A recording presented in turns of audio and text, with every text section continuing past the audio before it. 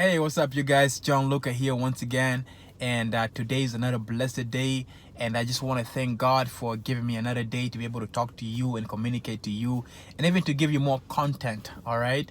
If you haven't yet subscribed to my YouTube channel, please go ahead and subscribe to the YouTube channel.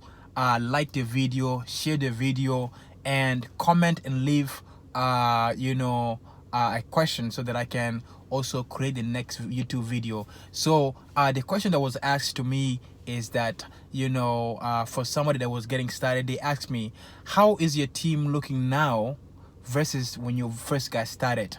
And to answer that question, I don't have a big team today, but I have a decent team.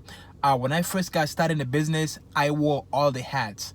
I was the guy that did the marketing, I did acquisition, and I did the disposition. And to just go into that a little bit, I was the guy that did the driving for dollar. I was the guy that put the banner signs. I was the guy that's doing all the cold calling after work, after my regular hours.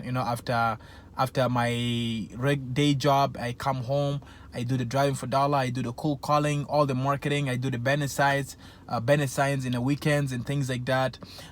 So I wear all the hats, and I still do some of those things. But where we are today is after bringing my partner on board with us.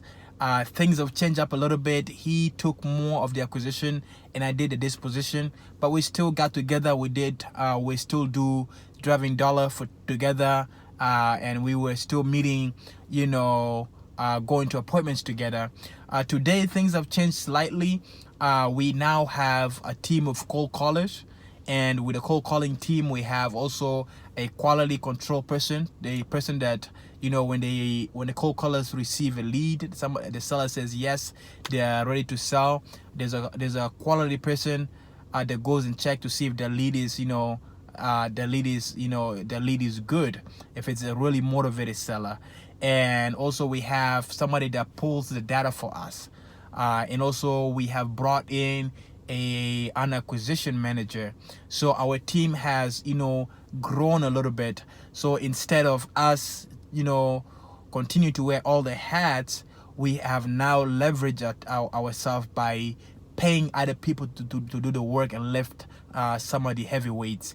One of the biggest struggle that we had in the past is that when we are the one that are making the calls, doing all the marketing, and when we have a property under contract, what end up happening is that you work hard, right? You get a property under contract, but then you move on from marketing to doing disposition.